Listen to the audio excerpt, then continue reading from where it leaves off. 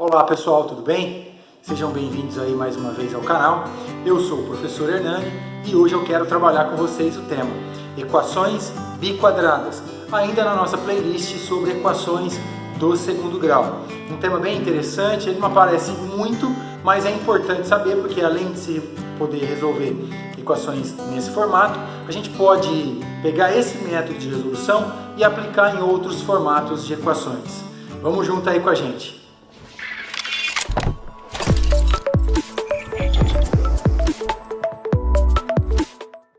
É isso aí, pessoal. Uma equação, então, biquadrada é toda equação que tem essa forma.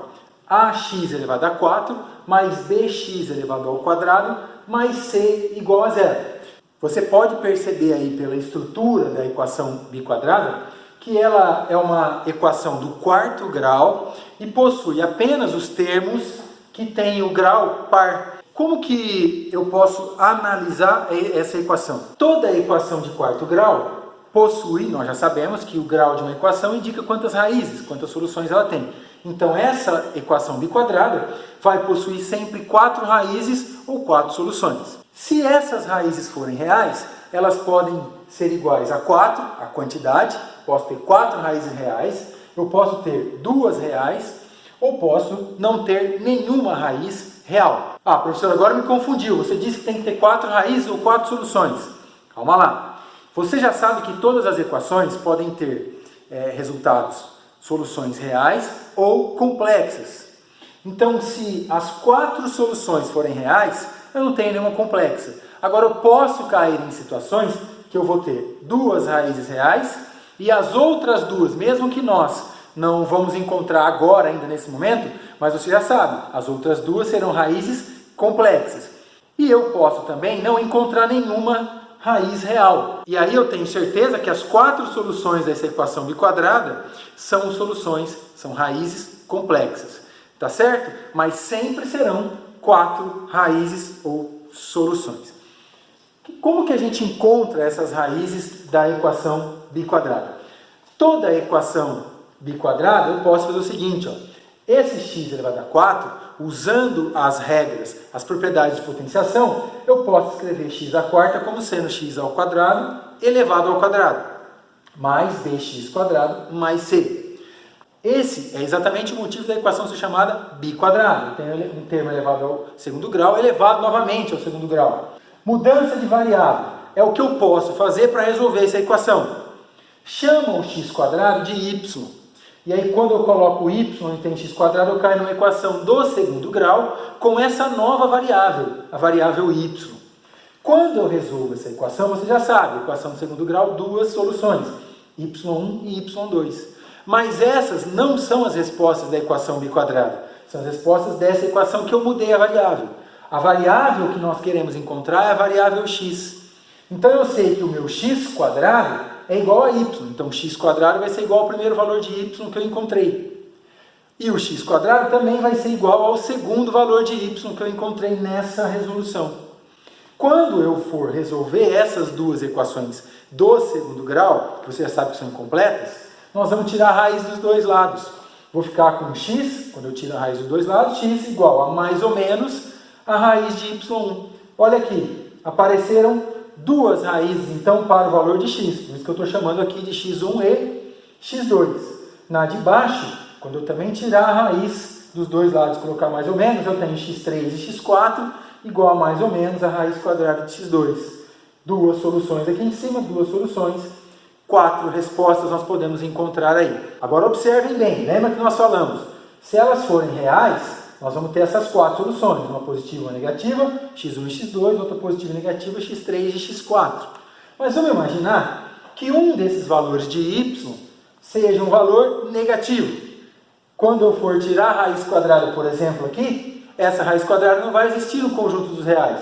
Isso vai me levar a 2 raízes complexas, que nós não vamos calcular agora. Mas vamos supor que o y2 seja um valor positivo. Daqui eu vou encontrar 2 soluções, que são exatamente essas 2 soluções que eu disse aqui. Vamos imaginar também que os 2 valores de y1 e y2 sejam valores negativos. Quando eu for tirar essas 2 raízes, eu não vou conseguir encontrar valores reais e vou concluir então que eu não vou ter nenhuma raiz real, portanto essas raízes serão complexas. Vamos agora para a resolução de alguns exemplos, para que vocês entendam a aplicação desse método de resolução.